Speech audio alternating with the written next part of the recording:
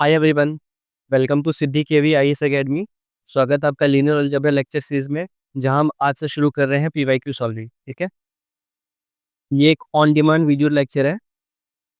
ठीक है, on demand video lecture है जिसमें कि हम पीवाईक्यू जो है लीनियर अलजेब्रा का, उसका 2022 के क्वेश्चंस को हम सॉल्व करेंगे। क्वेश्चन नंबर 1 पे फोकस करेंगे फिलहाल। ठीक है, हमारे पास इसमें दो सेट हैं क्वेश्चन पेपर के, उसमें दोनों क्वेश्चन पेपर के सेट में हम क्वेश्चन नंबर 1 पे ही फोकस करेंगे। ठीक है जी, चलिए शुरू करते हैं। हाँ, बाकी का जो क्वेश्चन का मतलब पूरा जो सॉल्यूशन है वो धीमे-धीमे करके आ जाएगा। अभी आज के लिए फिलहाल हम क्वेश्चन नंबर 1 पे ही फोकस करेंगे दोनों सेट के। ठीक है? तो चलिए शुरू करते हैं। एक बार क्वेश्चन पेपर देख लीजिए। देखिए, ये है क्वेश्चन पेपर। ठीक है? इसमें हम इस वाले क्वेश्चन पे फोकस कर रहे हैं यहाँ पे। ठीक है जी? ये जो क्वेश्चन है, इस पे हम फोकस कर रहे हैं। तो इसके जो सेट ए सॉरी, क्वेश्चन नंबर 1 का पार्ट ए, पार्ट बी और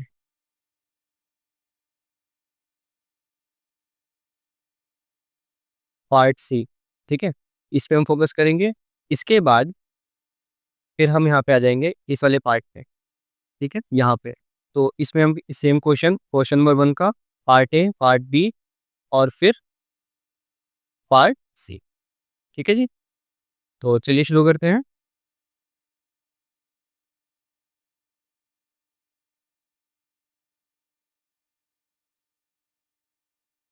देखिए, क्वेश्चन में क्या कहता है, डिफाइन सब स्पेस। ठीक है, ऑफ अ वेक्टर स्पेस। क्या करना है हमें, सब स्पेस डिफाइन करना है, किसका, वेक्टर स्पेस का। ठीक है, सबसे पहले तो हमें क्वेश्चन में ये पूछा गया है। ठीक है, क्वेश्चन 1 मतलब इसके फर्स्ट क्वेश्चन का ए पार्ट का कि क्या क्या पूछा गया है, तो उसमें सबसे पहले ये पूछा है डिफाइन क्या करना है, सब स्पेस डिफाइन करना है, किसका, वेक्टर स्पेस का। उसके बाद हमें क्या करना है, शो करना है, show that the set W. उसके बाद ये सेट दिया गया है हमें, और इसको बताना है कि is a subspace of a vector space in R n over R. ठीक है जी, क्वेश्चन समझ आया आपको। ठीक है, अब हम सबसे पहले क्या करेंगे, सबसे पहले हम स्टार्टिंग में ये जो डिफाइन बोला है इसको हम सॉल्व, इसको डिफाइन करेंगे। ठीक है, तो डेफिनेशन, इसको डिफाइन कैसे करेंगे, अ सब space W of a vector space, vector space V over a field F। ठीक है, like R is a subset of V that is itself a vector space under the same operation, under the same operations of addition and scalar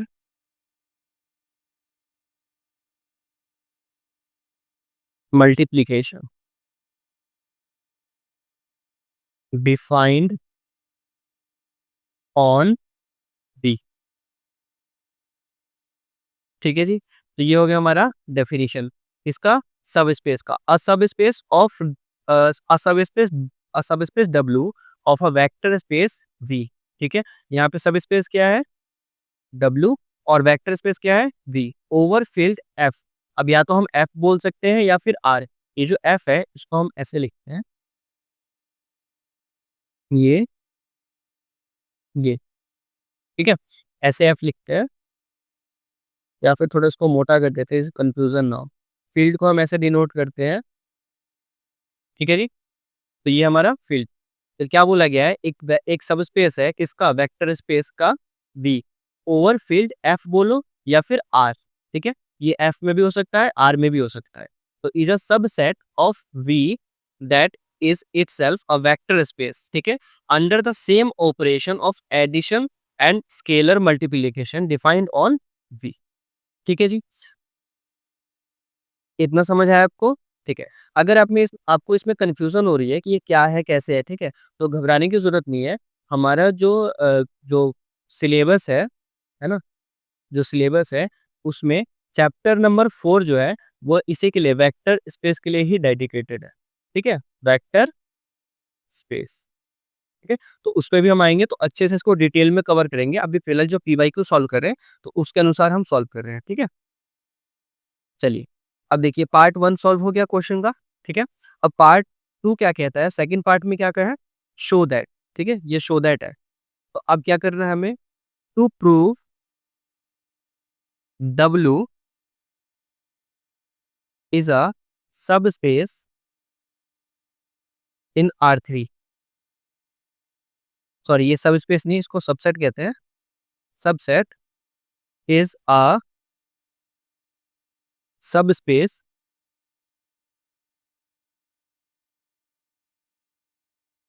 subspace we must show. ठीक है, क्या क्या show करना पड़ेगा अगर हमें प्रूव करना है कि W जो है वो सब स्पेस है R3 में। ठीक है, तो हमें क्या क्या शो करना पड़ेगा, सबसे first the zero vector, that is zero vector which belongs to W। ठीक है जी, second closed under addition if U V belongs to W, then U plus V which also belongs to W। ठीक है, यहाँ पे W capital होगा। ठीक है जी, क्योंकि हम कैपिटल W की बात कर रहे हैं, यहाँ पे कैपिटल W बोला गया ना, इसीलिए। ठीक है, third closed under under scalar multiplication if U vector belongs to W and C which belongs to R, then C U which should belongs to W। ठीक है जी, मतलब कि अगर यहाँ पे जो U है, U वेक्टर जो है वो अगर W में बिलोंग करता है, ठीक है, W से आ रहा है, और जो C है जो कि क्या है, स्केलर है ना, C जो है स्केलर है, तो स्केलर अगर R से बिलोंग करता है, रियल नंबर से, ठीक है, तो इसका जो मतलब सॉल्व करेंगे, इसको जब मल्टीप्लाई करेंगे U C को, है ना, तो ये किससे बिलोंग करना चाहिए, W से बिलोंग करना चाहिए। ठीक है जी, जब हम ये प्रूफ कर देंगे तो ये जो W है, ये जो W है ये एक सब स्पेस हो जाएगा। कहाँ गया, ये रहा, ये जो है ये सब स्पेस हो जाएगा। ठीक है, वेक्टर स्पेस। समझ आया यहाँ तक? ठीक है, अब आगे क्या लिखेंगे, आगे लिखेंगे हम वी हैव गिवन सेट। हमारे पास गिवन सेट क्या है, W is equals to A1 A2 A3। ठीक है जी, जिसमें कि such that A1 minus 2 A2 plus A3 is equals to 0।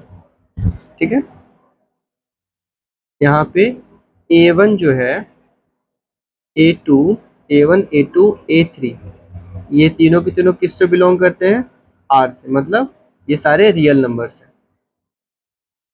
ठीक है जी, आगे क्या लिखेंगे, this is the set of vectors in R3। ठीक है, satisfying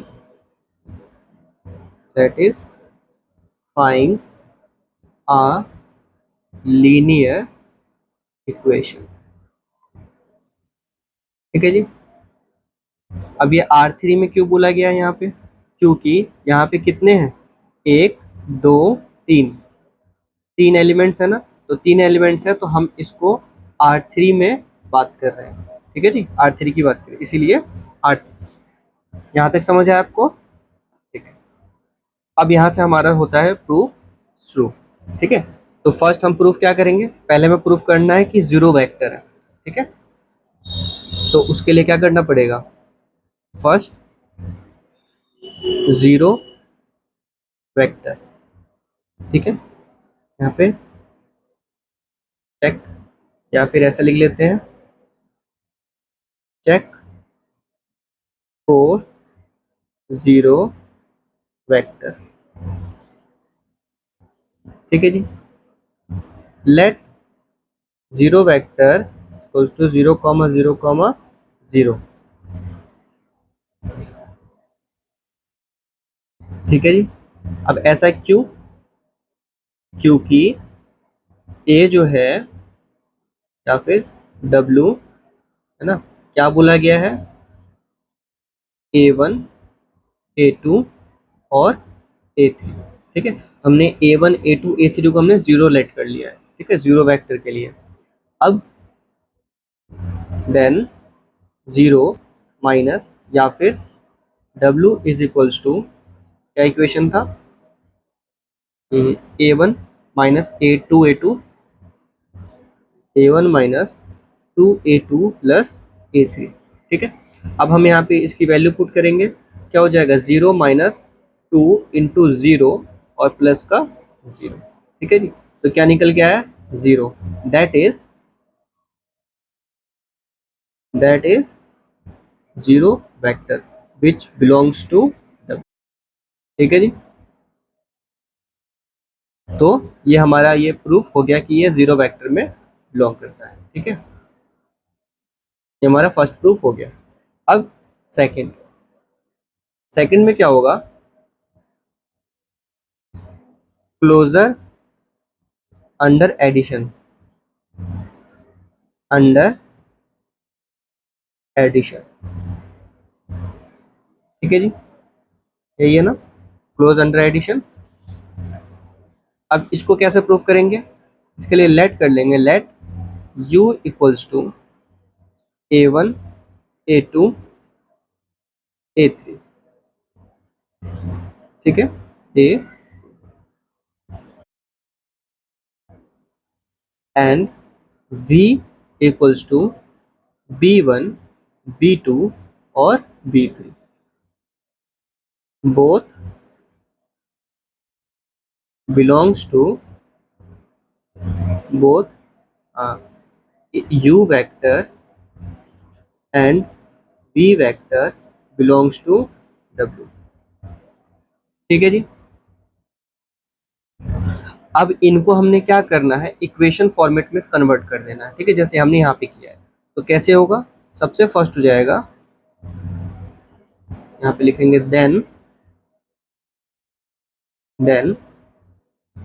A1 minus two A1 sorry A2 plus A3 equals to zero and B1 minus two B2 plus B3 equals to zero. ठीक है, यहाँ तक कोई समस्या? ठीक है, देन देयर सम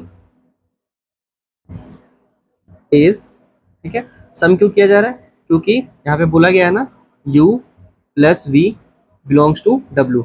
मतलब अगर u और v दोनों W से बिलोंग कर रहे हैं तो हमने u प्लस v को भी W से बिलोंग करवाना पड़ेगा। ठीक है, आना ही चाहिए कंपलसरी। ठीक है, तो अब हम उसको चेक करेंगे, तो u प्लस W, अब देखिए कैसे होगा, A1 minus to A2 plus A3। ठीक है जी, plus B1 minus two B2 plus B3। यहाँ पे इसकी वैल्यू क्या है, क्या इसकी वैल्यू जीरो है और इसकी भी वैल्यू जीरो है, यहाँ पे है ठीक है, और इस चीज को हमने यहाँ ऊपर प्रूव कर लिया है। ठीक है, तो अब हम क्या ये लिख सकते हैं यहाँ से कि ये जो है पूरा वो जीरो हो जाएगा और ये पूरा हो जाएगा जीरो। ठीक है, तो zero plus zero is equals to zero. ठीक है जी, that is that is zero vector belongs to W. So U vector plus V vector also belongs to W. ठीक है जी, ये भी प्रूफ हो गया। अब थर्ड, थर्ड क्या है? थर्ड है क्लोज्ड अंडर स्केलर मल्टीप्लिकेशन। ठीक है, third closed under scalar multiplication.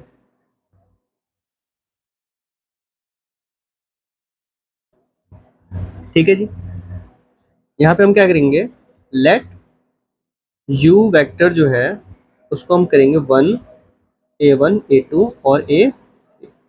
ठीक है जी, which belongs to W and C belongs to R. ठीक है, then C U is equals to C C A one C A two C A. ठीक है जी, एक चीज यहाँ पे देखिए, हमने इसको प्रूफ जो करेंगे हम उसको कैसे करना है, देखिए u जो है वो तो बोला गया है ना कि वो बिलोंग किससे बिलोंग कर रहा है, w में। तो जो हमने लेट किया है c को जो कि बिलोंग करता है r में, तो हमें ये प्रूफ करना है कि ये जो सी यू है ये बिलोंग कर रहा है w में। ठीक है, समझ आया यहाँ पे? ठीक है, तो अब हमें चेक करना है, अब हमें यही चेक करना है। तो इक्वेशन हमारे पास क्या गिवन थी, जो सेट था क्या था, w is equals to A1 minus 2A2 plus A3, यही था सेट। ठीक है, तो अब इसके अंदर हमने इसको पुट करना है। ठीक है, A1 की प्लेस पे CA1। ठीक है जी, तो कैसे होगा ये, CA1 minus 2CA2 plus CA। ठीक है जी, यहाँ तक समझ आया? ठीक है, अब हम यहाँ से क्या करेंगे, सी को कॉमन निकाल लेंगे, तो सी बाहर आ गया, तो A1 minus 2A2 plus A3। ठीक है, अब A1 minus 2A2 plus A3, इस इक्वेशन की वैल्यू क्या है, क्या इस इक्वेशन की वैल्यू जीरो है ना? तो जब इस इक्वेशन की वैल्यू जीरो है और हमने कहाँ से प्रूव किया है, इसमें फर्स्ट वाले में प्रूव कर लिया है इसको। ठीक है, तो यहाँ से ये क्या हो जाएगा, सी डॉट जीरो। ठीक है, जिससे हमें मिलेगा zero, such that zero vector belongs to W. ठीक है जी, so so C U vector also belongs to W. ठीक है जी, यहां तक समझ आया? ठीक है, अब क्या करेंगे, हम कंक्लूजन लिखेंगे। अब लिखेंगे कंक्लूजन। ठीक है, अब कंक्लूजन में क्या है, all three conditions are satisfied, hence the set W is equals to A1, A2, A3 belongs to R3 such that A1 minus 2A2 plus A3 is equals to 0 is a subspace of the vector space R3। ठीक है जी, proof समझ आया अच्छे से आपको? ठीक है, चलिए अगले क्वेश्चन की तरफ बढ़ते हैं। ठीक है, इस क्वेश्चन में क्या कह रहा है, एक्सप्रेस द वेक्टर v, ठीक है, एक्सप्रेस द वेक्टर v, इसके पॉइंट्स दिए हुए हैं, as a linear combination of the vector v1 v2, ठीक है, is the set S linearly dependent और लीनियरली इंडिपेंडेंट, ठीक है। समझ आया आपको क्वेश्चन? इसमें लीनियर कॉम्बिनेशन का जो है, लीनियर कॉम्बिनेशन का, ठीक है, मैंने फर्स्ट लेक्चर में आपको बताया है, ठीक है, लेक्चर नंबर 1 में, लीनियर अलजेब्रा का, ठीक है जी। तो वहां से आप देख सकते हैं लीनियर कॉम्बिनेशन ऑफ वेक्टर्स का डेफिनेशन, या जो उसको समझना है बेसिक्स उसका वहां पे अवेलेबल है, ठीक है। तो ये जो इसको एक्सप्रेस कर रहे हैं इस v को हम as a linear combination of vector इसमें, और फिर हमें क्या बताना है कि ये जो सेट है मतलब s, अब क्या किया, पहले तो यहाँ पे v1 दिया, फिर v दिया, फिर v1 दिया, फिर v2 दिया, अब क्या किया, इनको एक सेट में कन्वर्ट कर दिया, v, v1 और v2, ठीक है। और इन सेट को बोल दिया कि बताओ ये लीनियरली इंडिपेंडेंट है या फिर लीनियरली डिपेंडेंट है, ठीक है, क्या है, समझ आया? यहाँ पे दो क्वेश्चन पूछा गया, क्वेश्चन नंबर 1 और ये है क्वेश्चन नंबर 2, ठीक है जी। तो चलिए शुरू करते हैं इसको सॉल्व करना। We have given v is equals to 4 5, v1 equals to 2 1, v3 is equals to कितना है, 1 2, ठीक है जी। और इसके ऊपर ऐसे वेक्टर का साइन लगा देते हैं, ठीक है। अब यहाँ पे साइन नहीं लगा है लेकिन यहाँ पे लगाया मैंने, क्योंकि यहाँ पे इनने लिखा है वेक्टर्स, ठीक है, वेक्टर, ठीक है ना, तो बताया है, इसलिए हम ये साइन लगाना पड़ेगा, ठीक है जी। साइन अगर आप मिस करेंगे तो आपके मार्क्स कटेंगे ही कटेंगे, कट सकते नहीं है, कटेंगे, ठीक है। अब हमने क्या करना है, now express v vector as a linear linear combination, linear combination, ठीक है।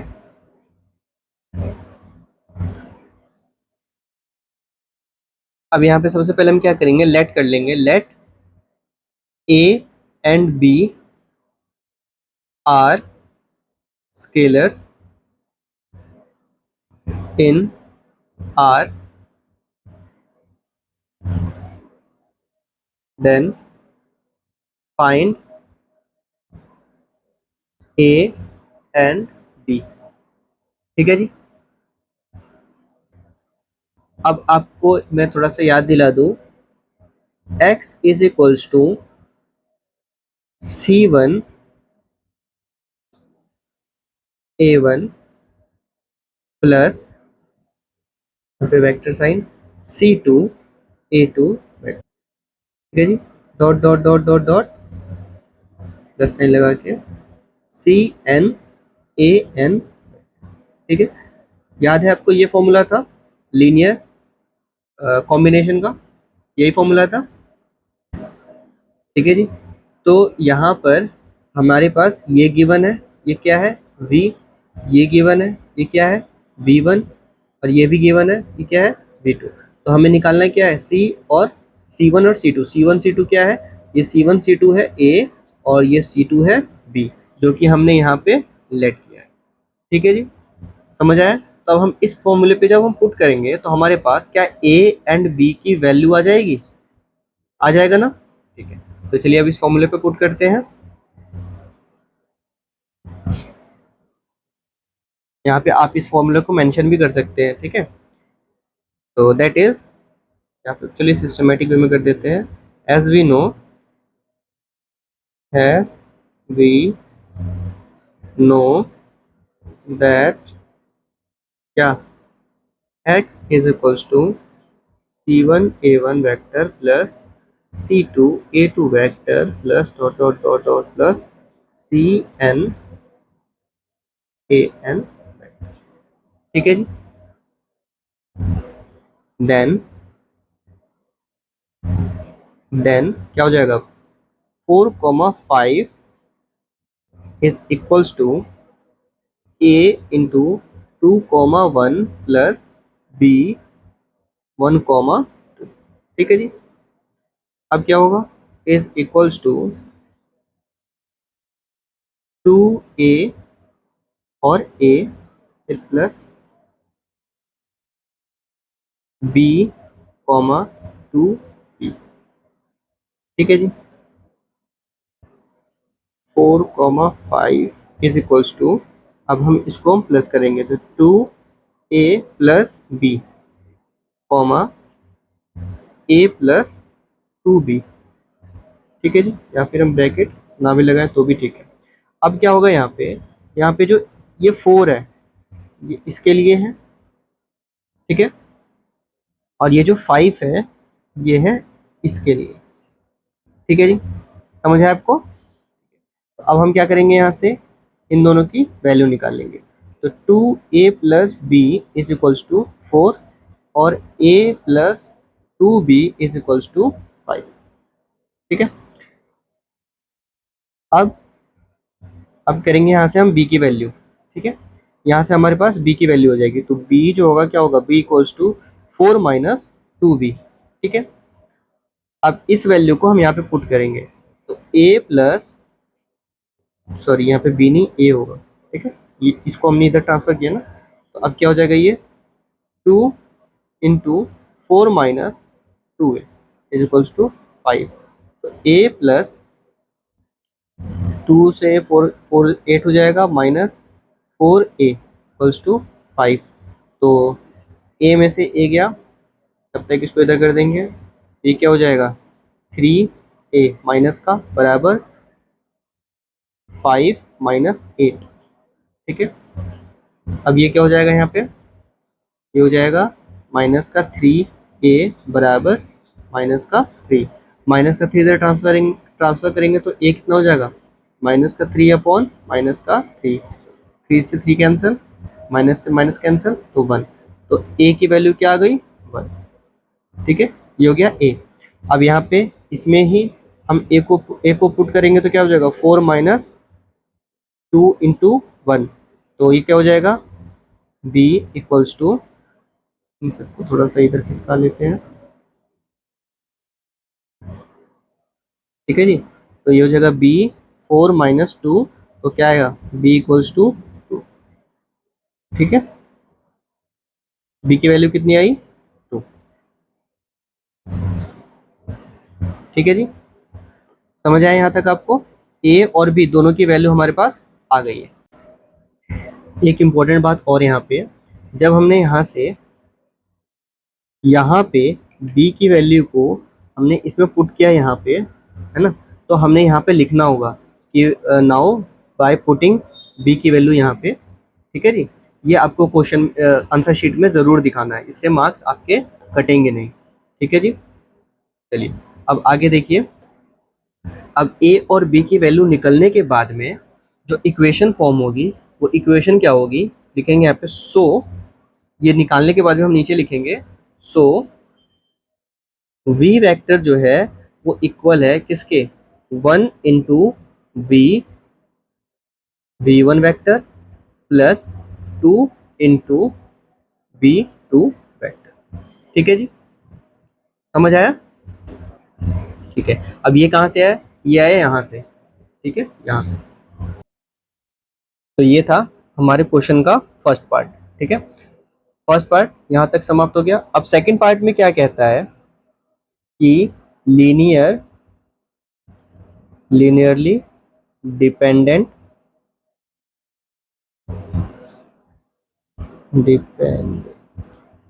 क्या हो गया पेन को, डिपेंडेंट या इंडिपेंडेंट। ठीक है जी, क्या है, लीनियरली डिपेंडेंट है या इंडिपेंडेंट है। तो अब इसके लिए क्या करेंगे हम, देखिए इसके लिए हम बस छोटा सा डिफाइन करेंगे। आपको सबसे पहले मैं ये बता दूं कि लीनियरली डिपेंडेंट या इंडिपेंडेंट का मतलब क्या होता है। कोई भी सेट, ठीक है, कोई भी सेट, जैसे यहाँ पे बोला है ना कि set S v comma v one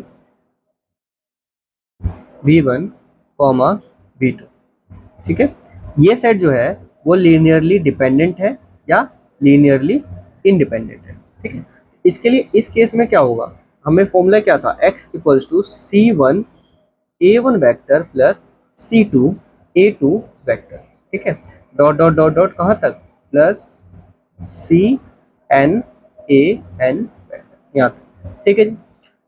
अब इसमें ये क्या होना चाहिए, इज इक्वल्स टू, अगर ये जीरो हो जाता है, जीरो वेक्टर बोलिए या फिर जीरो बोलिए, ठीक है, जीरो वेक्टर नहीं, जीरो, ठीक है, अगर ये टोटल इसका जीरो हो जाता है तो क्या होगा, तब ये लीनियरली इंडिपेंडेंट होगा, ठीक है जी, ये लीनियरली इंडिपेंडेंट होगा।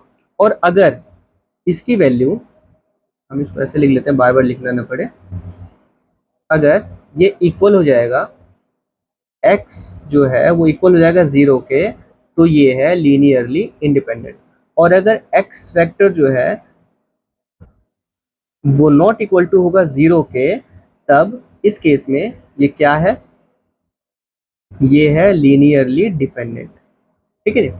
अब यहाँ पे लीनियरली इंडिपेंडेंट और डिपेंडेंट में थोड़ा सा और मैं ब्रीफ ये करूंगा कि यहाँ पे जो स्केलर्स हैं, स्केलर है ना, C one equals to C two equals to, है ना, ये इक्वल होगा जीरो के, ठीक है जी, ये सारा C one equals to C two equals to dot dot dot equals to C N which equals to zero, मतलब यहाँ पे जो स्केलर्स हैं वो जीरो, ठीक है जी। और यहाँ पर जो है स्केलर्स जो होगा, C one not equal to C two not equal to C three या फिर dot dot dot dot C N, ठीक है जी, नॉट इक्वल टू जीरो, समझ आया, मतलब ये कि यहाँ पे जो C1 C2 C2 C3 ये स्केलर्स जो है वो डिफरेंट होंगे, जैसे कि यहाँ पे था ये ए और ये बी, है ना, डिफरेंट होंगे, तो ये क्या होगा, लीनियरली इंडिपेंडेंट होगा। और जब इक्वल टू जीरो के होगा, मतलब सारे C1 जीरो होंगे, तो ये लीनियरली इंडिपेंडेंट होगा। तो अब आप ये खुद बताइए कि यहाँ पे जो हमारा ये इक्वेशन निकला है, इसके अनुसार आपको क्या लगता है, ये लीनियरली डिपेंडेंट है या इंडिपेंडेंट है, अब बताइए। बिल्कुल लीनियरली डिपेंडेंट है, क्यों, क्योंकि यहाँ पे ए और बी दोनों अलग अलग हैं और साथ में जीरो के इक्वल नहीं है, ए और बी जीरो नहीं है, तो ये लीनियरली डिपेंडेंट हो जाएगा। तो हम क्या लिखेंगे, वी जस्ट शोड, क्या, v जो है vector v is equals to one dot V one का vector plus two dot dot V two का वेक्टर, ठीक है, इसको से बॉक्स में डाल दीजिएगा, ठीक है जी। इसके बाद क्या लिखेंगे, this means v vector can be written as linear combination of v1 vector and v2 vector, ठीक है। सो there, so three vectors are linearly dependent, ठीक है जी। लास्ट में हम क्या लिखेंगे, कंक्लूजन, कंक्लूजन, कंक्लूजन में लिखेंगे फर्स्ट v वेक्टर जो है वो है v1 प्लस टू v2, ठीक है, और सेकंड लिखेंगे yes, yes the set S is equals to v comma v1 का वेक्टर कॉमा v2 का वेक्टर इज लीनियरली डिपेंडेंट। ठीक है, समझ आया आपको अच्छे से यहाँ पे? ठीक है, ये जो है ये अलग एक्स्ट्रा है, को समझाने के लिए किया था। सॉल्यूशन हमारा सिर्फ इधर है। ठीक है, चलिए आगे बढ़ते हैं अगले क्वेश्चन की ओर। क्वेश्चन का पार्ट 1 का सी। ठीक है, define basis and dimension of a vector space. तो हमें इस क्वेश्चन में क्या करना है, हमारा फर्स्ट पार्ट क्या है कि हमने डिफाइन करना है बेसिस को और डायमेंशन को। दोनों किसका है? वेक्टर स्पेस का पार्ट है। ठीक है जी। उसके बाद सेकंड पार्ट में क्या कहता है, do the vector space in R3 form a basis of V R3 over R। ठीक है, व्हाट इज डिम V? अब लास्ट में हमें क्या बताना है, डिम V मतलब तीसरा पार्ट भी है यहाँ पे। ठीक है जी, क्वेश्चन समझ आया? ठीक है, चलिए शुरू करते हैं सॉल्यूशन। यहाँ पे चाहे तो आप पार्ट 1 पार्ट 2 भी लिख सकते हैं। ठीक है, डायरेक्टली ऐसे लिख देते हैं, कंफ्यूजन ना हो। ठीक है, तो डेफिनेशन किसका, बेसिस एंड डायमेंशन। ठीक है जी, बेसिस है डायमेंशन। फर्स्ट बेसिस के लिए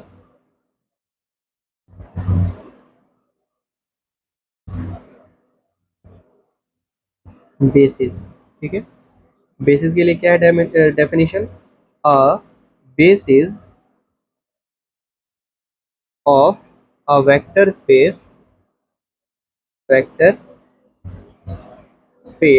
V, ठीक है, is a set of linearly independent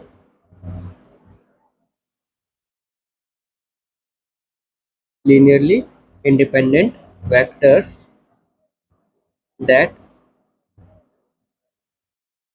span V।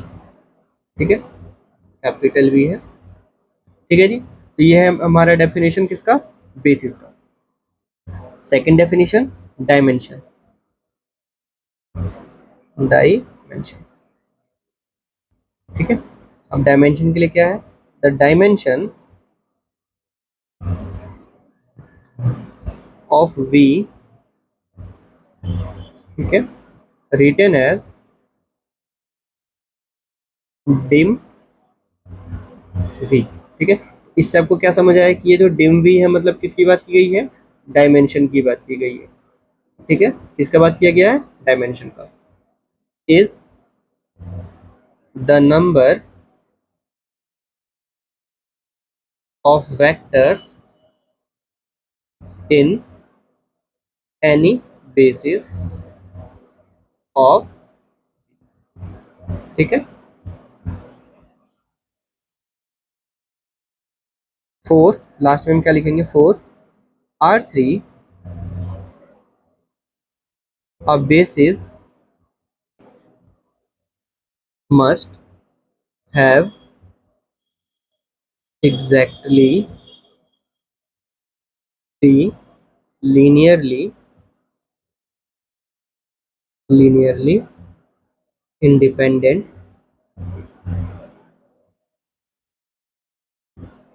vectors। ठीक है जी, इस लाइन से आपको समझ आया ये हमने ऐड क्यों किया, यहाँ पे इसलिए ऐड किया है क्योंकि यहाँ पे क्या बोला है कि ये जो वेक्टर्स हैं ये क्या कर रहे हैं, R3 में बेसिस बना रहे हैं, किसका, V का। ठीक है, तो यहाँ पे बेसिस का डेफिनेशन क्या है, a basis of a vector space V is a set of linearly independent vectors that span V। ठीक है, मतलब जो भी इसमें सेट वेक्टर स्पेस होगा, जो भी वेक्टर स्पेस होगा, तो बेसिस कब बनेगा, जब इसके अंदर जो ये सेट होगा वो लीनियरली इंडिपेंडेंट होगा। ठीक है, तो वही यहाँ पे बोला गया है कि अगर R3 में हम बात कर रहे हैं बेसिस का, तो R3 के लिए जो तीन एलिमेंट्स होंगे, ठीक है, वो लीनियरली इंडिपेंडेंट वेक्टर्स होने चाहिए। ठीक है, जो भी तीन वेक्टर्स होंगे वो लीनियरली इंडिपेंडेंट होना चाहिए, तब जाके ये बेसिस बनेगा। ठीक है जी, समझ आया ये वाली बात आपको? अब आगे बढ़ते हैं हमारे सेकंड पार्ट की ओर। उसमें क्या बोला गया है, उसके लिए हम लिखेंगे, स्टार्ट करेंगे, गिवन वेक्टर्स इन R3। ठीक है, R3 में कौन कौन से वेक्टर गिवन है, V1, V2, V3। हम लेट कर लेते हैं। V1 इक्वल्स टू 1, -1 और 2। ठीक है, इसके बाद V2, V2 क्या है, V2 है माइनस का 1, 2 माइनस का 4। ठीक है, एंड V3 ये क्या है, माइनस का 1, माइनस का 1 और 2। ठीक है जी। अब इसको करना क्या है, क्या बोला है कि ये बताओ कि क्या ये जो वेक्टर है ये R3 में बेसिस बना रहे हैं या नहीं बना रहे। ठीक है, तो बेसिस के लिए, बेसिस बनाने के लिए क्या रिक्वायरमेंट है, रिक्वायरमेंट ये है कि ये लीनियरली इंडिपेंडेंट होने चाहिए वेक्टर्स। ठीक है, तो हम क्या कर रहे हैं, हम चेक कर रहे हैं, we want to check whether these vectors form a basis for R3। ठीक है, that requires, that requires checking linearly independent।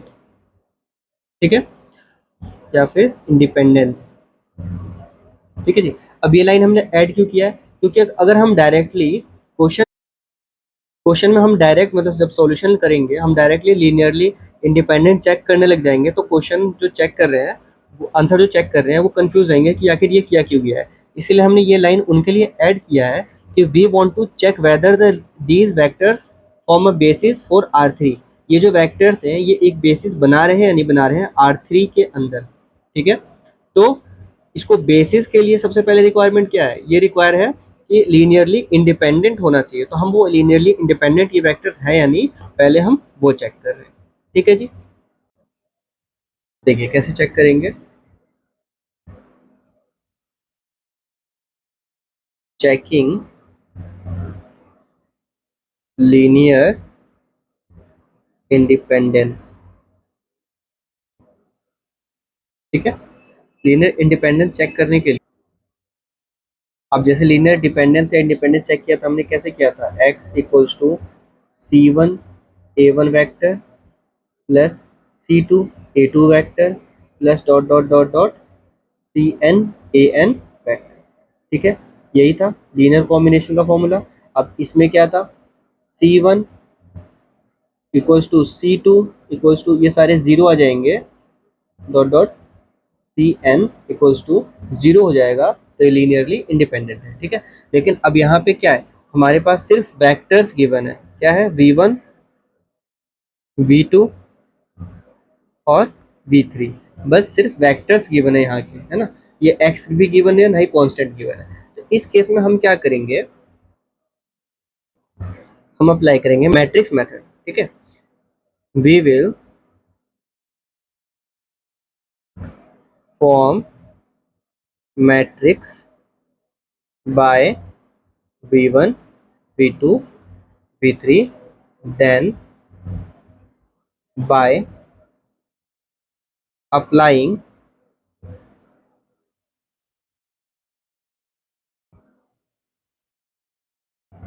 applying या फिर, हाँ, applying elementary रो या फिर column operation and convert the matrix into echelon form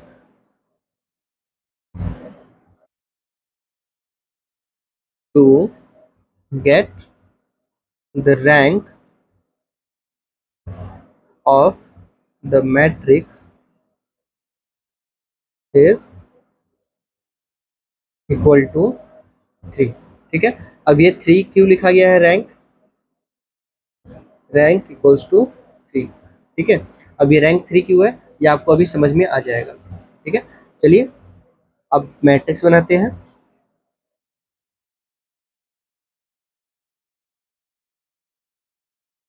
v equals to 1 minus का 1 और फिर माइनस का 1, माइनस का 1 2, माइनस का 1 2, माइनस का 4 और फिर,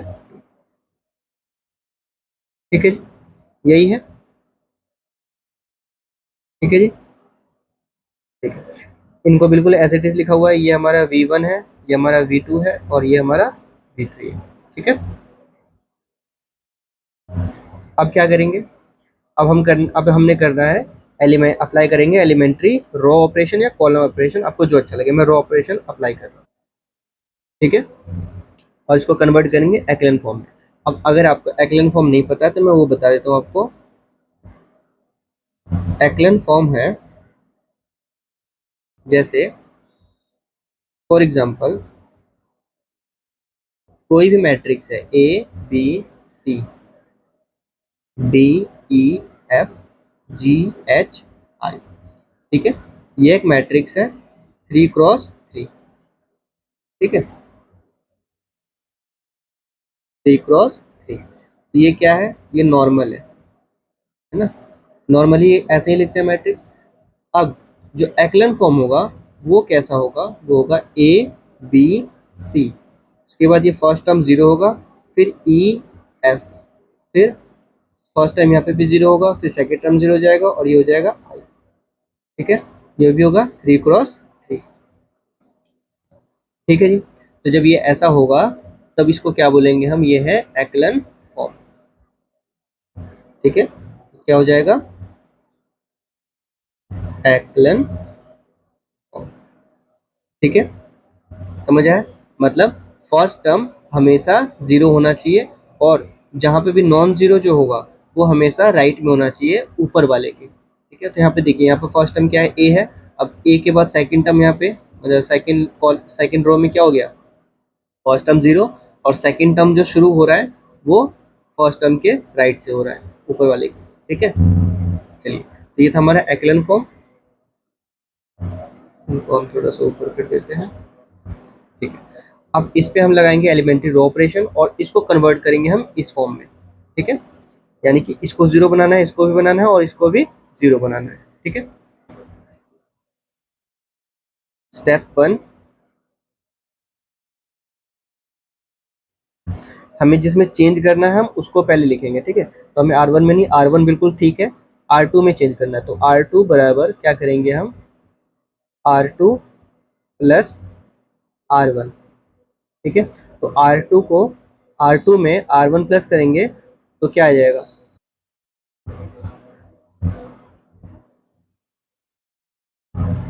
यहाँ पे लिखते हैं।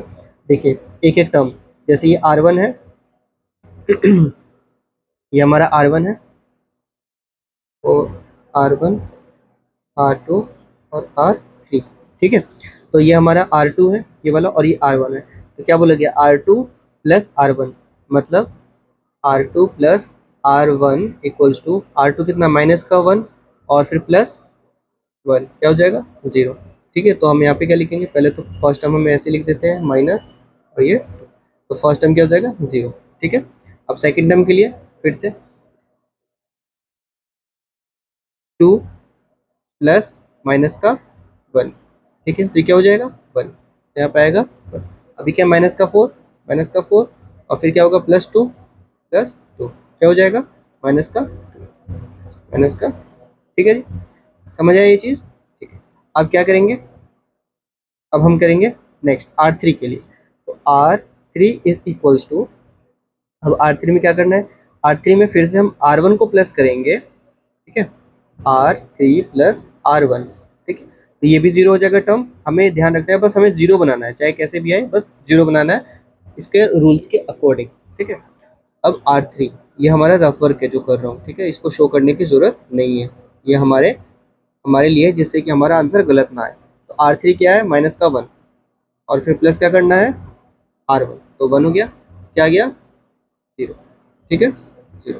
फिर क्या है, माइनस का 1 और प्लस का -1, ठीक है, प्लस का साइन लगाया और माइनस का 1, R1 ये -1 है ना, क्या हो जाएगा माइनस और माइनस प्लस, तो माइनस का 2, ठीक है जी, यहाँ पे माइनस का 2 आ गया। अब क्या करेंगे, अब ये 2 है, यहाँ पे 2 और फिर माइनस का सॉरी प्लस का, ये क्या हो जाएगा 4, तो यहाँ पे आया 4, ठीक है, समझ आया यहाँ तक आपको ये चीज़, ठीक है। तो मैं थोड़ा सा ऐसे रेड में कर देता हूँ, रफर, ठीक है, ये हमारा रफर है। अब ये आ गया। अब इसके बाद हम करेंगे स्टेप 2। स्टेप 2 में फिर से हम करेंगे एलिमेंट्री रो ऑपरेशन ही अप्लाई करेंगे। अब इसको हमने 0 बनाना है, इसको हमें छेड़ने की ज़रूरत नहीं है क्योंकि ये हमारा कंप्लीट हो चुका है। अब इसको हमने 0 बनाना है, ठीक है। अब आगे देखिए कैसे 0 बनेगा, आगे वाले पेज पे कर लेते हैं। स्टेप 2, ठीक है, R3 हमने किस में छेड़ना है, हमें R3 को करना है, तो इसलिए हम R3 डालेंगे सिर्फ। R3 is equals to R3, देखिए हम क्या कर सकते हैं यहाँ पे, ये ऑलरेडी माइनस में है, ठीक है, और हम इसका R1 का यूज़ नहीं कर सकते क्योंकि R1 का यूज़ करेंगे तो ये 0 के बजाय 1 या कुछ और नंबर आ जाएगा, है ना, तो इसीलिए हम R2 का इस्तेमाल करेंगे। R3 को छेड़ेंगे और यूज़ करेंगे R2 का, ठीक है, जिससे ये 0 रहे। तो हम अब ये माइनस का 2 है तो इसको प्लस करेंगे 2 टाइम्स R2, ठीक है, देखिए R3 प्लस 2 टाइम्स R2, तो ये क्या हो जाएगा, यहाँ पे पहले लिख लेते हैं 1 माइनस का 1 2 0 1 माइनस का 2, यही है ना, ठीक। अब यहाँ पे रफ वर्क करते हैं, R3 प्लस 2R2, ये क्या है, R3 प्लस 2R, R3 कितना है 0, है ना, और प्लस 2R2 कितना है, R2 भी 0 है, इंटू 0 तो क्या हो जाएगा 0, ठीक है, तो फर्स्ट टर्म हमारा 0 रहेगा। अगर हम कोई और अगर R1 से करते ना, अब जैसे देखिए R1 का देख लीजिए क्या है, यहाँ पे 0 प्लस 2 इंटू 1 इक्वल्स टू कितना आता है 2 आ जाता है, वापस से 2 आ जाता है, तो जिसकी हमें ज़रूरत ही नहीं है, फिर हमारा मामला ख़राब हो जाता है ना, इसलिए R2 का इस्तेमाल किया। अब क्या है यहाँ पे, अब R3 जो है वो है माइनस का 2 प्लस प्लस 2 इंटू R2 कितना है, अब R2 है 1, तो कितना हो गया माइनस का 2 और प्लस का 2, तो -2 और +2 कितना 0, तो यहाँ पे आ गया 0। अब नेक्स्ट R3, सॉरी R3 नहीं, थर्ड टर्म के लिए अब क्या होगा, R3 यहाँ पे कितना है, यहाँ पे है 4 और फिर प्लस 2 इंटू R2, R2 कितना है माइनस का 2, तो ये कितना हो गया -2 4, तो 4 प्लस माइनस का 4, तो कितना हो जाएगा 4 माइनस 4 0, तो ये भी आ गया 0, ठीक है जी। तो अब हमारा जो फाइनल न्यू मैट्रिक्स जो है, न्यू मैट्रिक्स वो क्या बना है, वो है 1 माइनस का 1 2 0 1 माइनस का 2 0 0 0, ठीक है जी। इसको हम कहते हैं एक्लन फॉर्म, एक्लन फॉर्म, ठीक है। और एक जो मैंने बताया था ना कि 0 होना चाहिए और फर्स्ट टर्म हमेशा राइट की तरफ ही होना चाहिए, नॉन जीरो जो है वो राइट की तरफ होना चाहिए। इसके साथ एक और चीज़ ऐड ऑन जरूर कर लीजिएगा आप कि जो 0 वाला है, जैसे 0 0 0, तो जिस भी रो में या कॉलम सॉरी जिस भी रो में 0 होगा वो हमेशा क्या होगा, लास्ट में आएगा, ठीक है, लास्ट में, या फिर बॉटम कह लीजिए, वो हमेशा बॉटम में होना चाहिए, तभी वो एक्लन फॉर्म है, ठीक है ना। तो ये नीचे है सबसे, तो ये क्या है एक्लन फॉर्म हमारा बन गया, ठीक है। अब बारी आती है यहाँ से रैंक, ठीक है। अब इसका रैंक क्या है इस मैट्रिक्स का, तो इस मैट्रिक्स का रैंक है 2, ठीक है, क्योंकि यहाँ पे because non-zero rows are two only। ठीक है, यहाँ पे नॉन जीरो रो कितने हैं, सिर्फ दो हैं, इसी वजह से इसका रैंक कितना है, टू है। लेकिन हमें कितना चाहिए था, हमें चाहिए था थ्री। हमें कितना चाहिए था, हमें थ्री चाहिए था, लेकिन आया कितना, टू। देयरफॉर या फिर so the vector, so the vectors are linearly dependent। ठीक है, समझ आया आपको। रैंक जो है वो थ्री नहीं आया, इस वजह से जो वेक्टर्स जो है वो लीनियरली डिपेंडेंट है। लास्ट में कंक्लूजन, कंक्लूजन क्या लिखेंगे अब हम, कंक्लूजन होगा first the vectors do not form basis of R3। ठीक है, ओवर R,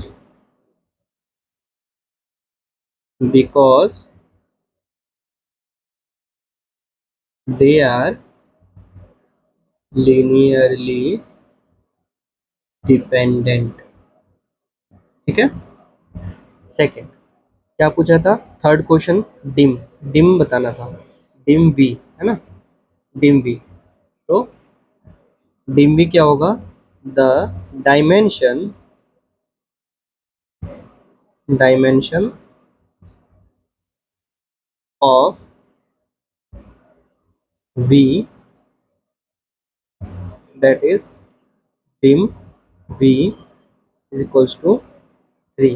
ठीक है, अब ये थ्री क्यों होगा, because v is in R. ठीक है, ये होगा हमारा, समझ आया आपको यहाँ तक। ठीक है, चलिए आगे बढ़ते हैं अगले क्वेश्चन की ओर।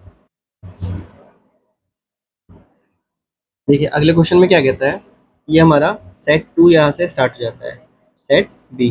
ठीक है, अब तक हम सेट वन का, सेट ए का क्वेश्चन कर रहे थे, वन वन का फर्स्ट का ए बी सी, और अब हम कर रहे हैं सेट बी का फर्स्ट का ए। देखिए अब ये जो क्वेश्चन है, मुझे नहीं लगता मुझे सॉल्व करने की इसको ज़रूरत है, क्योंकि ये क्वेश्चन मैंने जस्ट अभी अभी सॉल्व करके आपको बताया है। सेम एग्जैक्टली ये क्वेश्चन नहीं है, फिगर्स चेंज है। ठीक है, तो ये क्वेश्चन जो है फर्स्ट का सी पार्ट जो है ना, वो है क्या कह रहे हैं यहाँ पे, बेसिस निकालना है। शो दैट वेक्टर दिस, ये जो वेक्टर है वो फॉर्म कर रहा है एक बेसिस, ठीक है, इन R3 ओवर R। ठीक है, अब यहाँ पे देखिए ये शो दैट जो बोला है, इसका मतलब ये है कि जो वेक्टर है ये पहले से बेसिस है, ये बेसिस बना रहा है, बस हमें प्रूव करना है। ठीक है, तो प्रूव करने के लिए क्या था, बेसिस के लिए, बेसिस के लिए क्या रिक्वायरमेंट है कि जो वेक्टर है ना, वेक्टर क्या होगा, लीनियरली इंडिपेंडेंट होना चाहिए।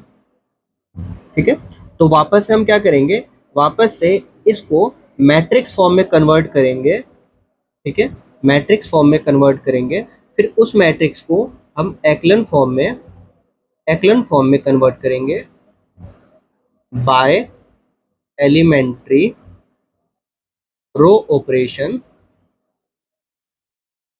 ठीक है, by by using elementary row operation. ठीक है, उसके बाद में जो रैंक होगा, है ना, रैंक थ्री आना चाहिए। अब रैंक थ्री क्यों, क्योंकि यहाँ पे तीन है, R3 की बात की जा रही है, तो यहाँ पे रैंक जो है वो थ्री आना चाहिए। अगर रैंक थ्री आता है तो ये लीनियरली इंडिपेंडेंट है, और अगर रैंक जो है, रैंक जो है वो लेस देन थ्री आता है, ठीक है, अगर रैंक लेस देन थ्री आता है तो लीनियरली डिपेंडेंट है। ठीक है, और लीनियरली इंडिपेंडेंट जब आएगा तब हम ये बोल देंगे कि yes vectors form basis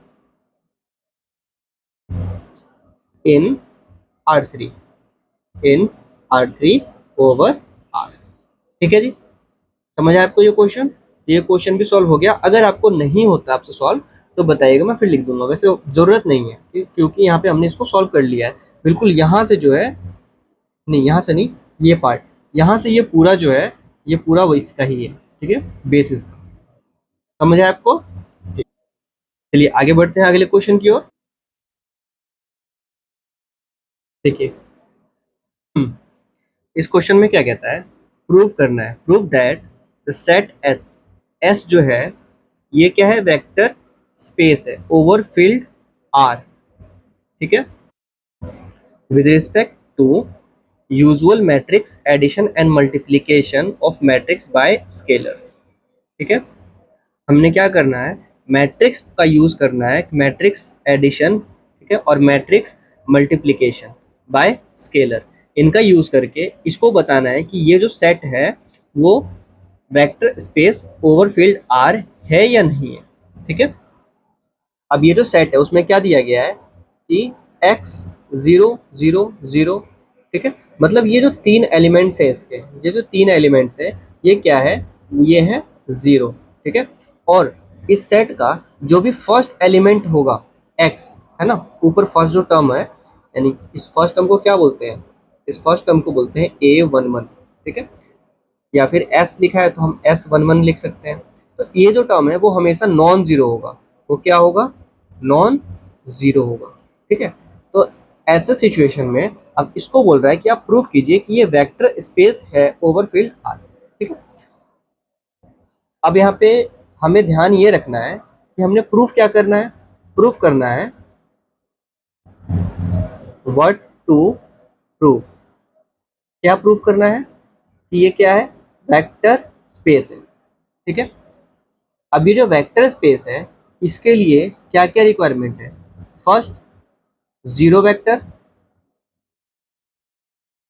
S is equals to zero vector, ऐसे हम शो कर सकते हैं, ठीक है।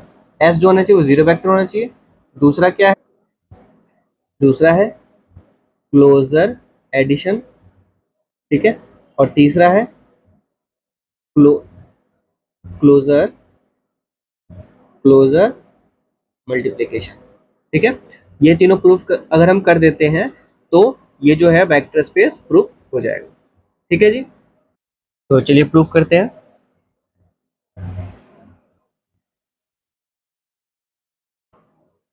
इसको कैसे लिखेंगे, to prove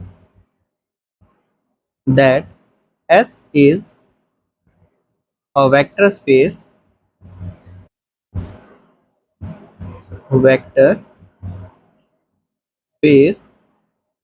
we must show that it satisfies the 10 vector space axioms over R, ठीक है। each element each element of S is a 2 cross 2 matrix of the form S equals to x 0 0 0, where x belongs to R, ठीक है जी। Now let a equals to a 0 0 0, b, यहाँ पे b 0 0 0, and lm all belongs to R, ठीक है जी। यहाँ तक में कोई प्रॉब्लम, ठीक है। अब देखिए एक एक करके इनको प्रूफ करते हैं। सबसे फर्स्ट क्लोजर अंडर एडिशन, ठीक है जी। क्लोजर अंडर एडिशन में क्या होगा, A plus B, A plus B. तो जब ए प्लस बी करेंगे तो कैसे होगा, A zero zero zero plus B zero zero zero, ठीक है। अब इसको प्लस करने पे क्या आएगा answer, A plus B zero zero zero, ठीक है। अब क्या ये बिलोंग करता है एस से, है ना, क्या ये एस में बिलोंग कर रहा है, इसके अंदर, है ना, बिलोंग कर रहा है ना, ठीक है। अब देखिए, अब यहाँ पे हम एक स्टेटमेंट क्या डालेंगे, since S, sorry, since a plus b belongs to R, belongs to R, the result is still in S, so addition is closer, ठीक है जी। ये हमारा फर्स्ट हो गया। अब सेकंड, सेकंड क्या कहता है, क्लोजर अंडर स्केलर मल्टीप्लिकेशन, ठीक है। इसके लिए हमने क्या लेट किया था, यहाँ पे एल और एम, ये दोनों क्या थे, स्केलर्स, ठीक है। तो A, sorry, L, A, L into A equals to क्या होगा, मतलब क्या हुआ, एल, और यहाँ पे क्या लिखेंगे, ए ज़ीरो ज़ीरो ज़ीरो, ठीक है। तो ये क्या बन जाएगा, एल ए या फिर A L zero zero zero, ठीक है जी। क्या ये अगेन बिलोंग करता है एस से, क्योंकि सारे बाकी टर्म जीरो है और एक नॉन जीरो है ऊपर, ठीक है जी। फिर से हम यहाँ पे लिखेंगे statement, since a l belongs to R, ठीक है, रियल नंबर्स है, the result, the result belongs to,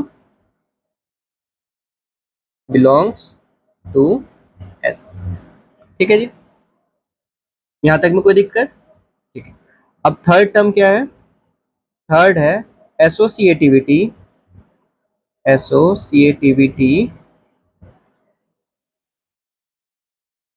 of addition, ठीक है जी।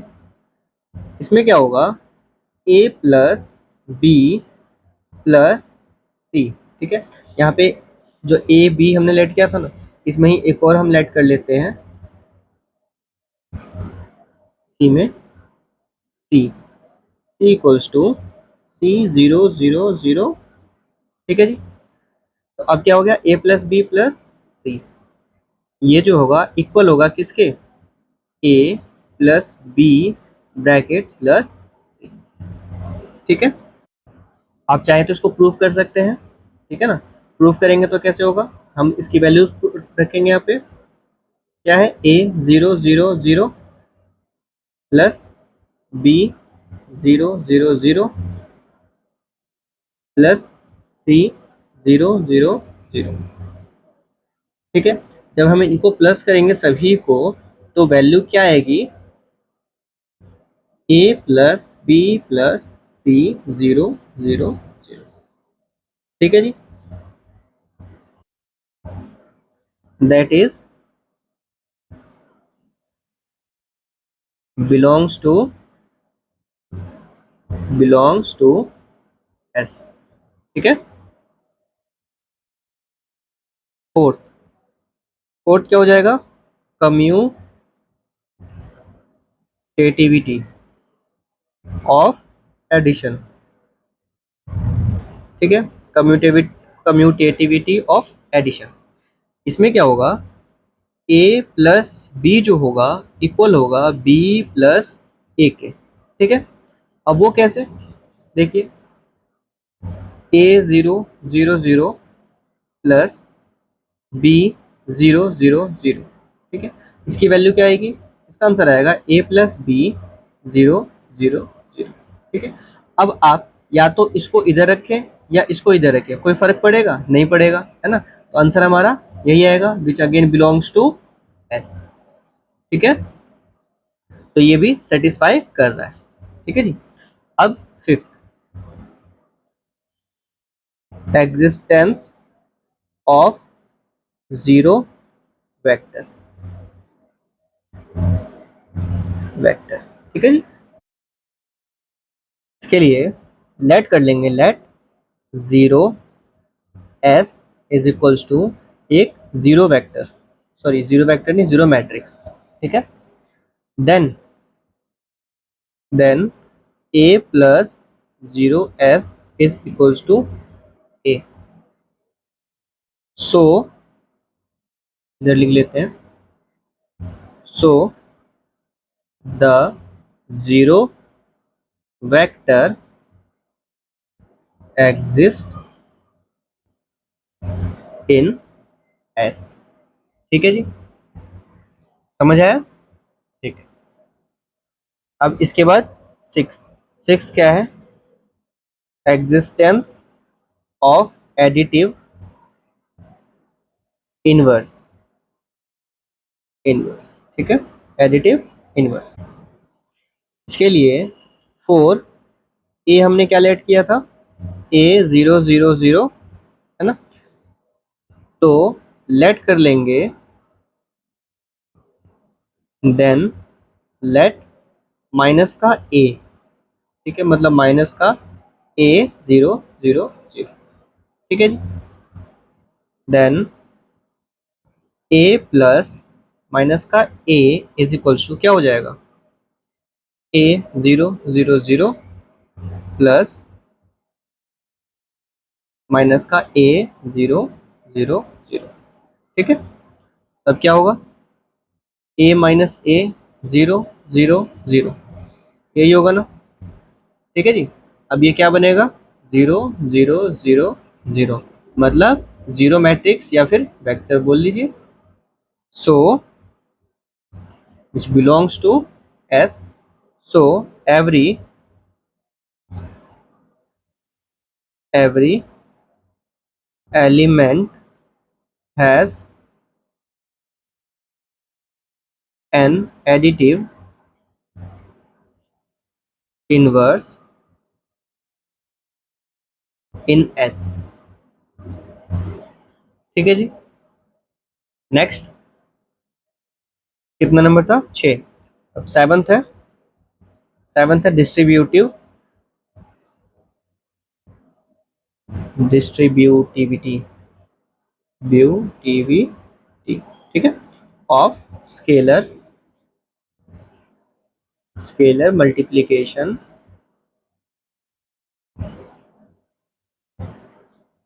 Over vector addition, vector addition. ठीक है जी, देखिए इसके लिए क्या करेंगे, जो हमने लेट किया था स्केलर्स, स्केलर्स कौन कौन से लेट किए थे हमने, एल एम, ये दो स्केलर सेलेक्ट किए थे हमने। ठीक है जी, तो अब हम क्या करेंगे, यहाँ पे l into a plus b is equals to l a plus l b. ठीक है, अब इसको आप प्रूव करके दिखाएंगे कैसे, देखिए एल को हम इंटू कराएंगे ए 0 0 0, यहाँ पे ऐसे और बाहर एल कर देते हैं। ठीक है, अब ठीक हो गया, प्लस बी 0 0 0। ठीक है जी, अब ये हो जाएगा, पहले ब्रैकेट को हटा देते हैं ना डायरेक्ट, ए प्लस बी। ठीक है, 0 0 0। ठीक है, इसके बाद क्या हो जाएगा, अब हम इसको इंटू कर देंगे अंदर, फिर ये हो जाएगा l a plus l b. ठीक है, 0 0 0।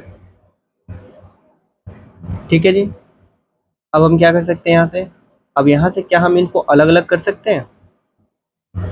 अलग अलग कैसे, देखिए LA 0 0 0 प्लस LB 0 0 0। ठीक है। अब फिर यहाँ से क्या हम L को बाहर निकाल सकते हैं? फिर A 0 0 0 प्लस L B 0 0 0। और फिर हम इनको क्या ऐसे लिख सकते हैं, L A plus L B। ठीक है, तो ये प्रूफ हो गया। अब नेक्स्ट क्या होगा, एट। एट क्या है, distributivity of scalar multiplication multiplication over field addition. ठीक है जी, ओवर फील्ड एडिशन। अब इसके लिए क्या करेंगे, ओवर फील्ड एडिशन जैसे हमने यहाँ पे लेट किया था ना, वैसे ही हमने मतलब ये लेट किया है स्केलर्स, अब इनका ही यूज करेंगे। अब पहले यहाँ पे थे एक का ही किया था, अब यहाँ पे दो आ जाएंगे। ठीक है, कैसे, L plus M into A is equals to LA plus MA। ठीक है, अब ये वाला प्रूफ जो है ये बिल्कुल सिमिलर है इसके प्रूफ के। ठीक है, इसको हम ऑपरेट करेंगे और ये हमें मिल जाएगा। तो आपको ये प्रूफ खुद से करना है। ठीक है, चलिए नाइन्थ। नाइन्थ जो है वो क्या है, associativity of scalar multiplication of scalar multiplication. ठीक है जी, इसमें क्या होगा, L M A is equals to L A और M। ठीक है, ये भी प्रूफ हो जाएगा। कैसे, L और M को बाहर रख के। ठीक है, प्रूफ क्या करना, तो सिंपल सा दिख ही रहा है यहाँ पे कि LMA 0 0 0 ये आएगा इस वाले में, और इस वाले में भी क्या आएगा, LMA 0 0 0। ठीक है जी, दोनों को जब हम ऑपरेट करेंगे तो यही आएगा, दोनों इक्वल हो जाएगा। ठीक है, तो ये भी प्रूफ हो गया। नेक्स्ट है नाइन्थ के बाद 10। 10 है मल्टीप्लिकेविटी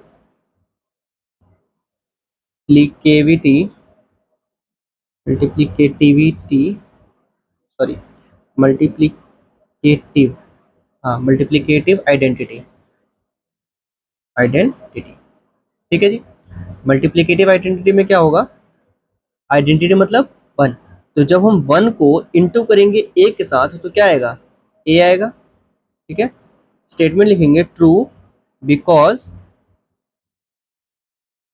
multiplying by one does not change a matrix. ठीक है, समझ आया आपको यहाँ तक? ठीक है, तो अब हमने इन 10 के 10 को प्रूव कर लिया अच्छे से। अब हम लास्ट में लिखेंगे कंक्लूजन। कंक्लूजन, कंक्लूजन क्या आएगा, कंक्लूजन होगा all vector space axioms are satisfied. ठीक है, therefore S equals to x 0 0 0 such that x belongs to real numbers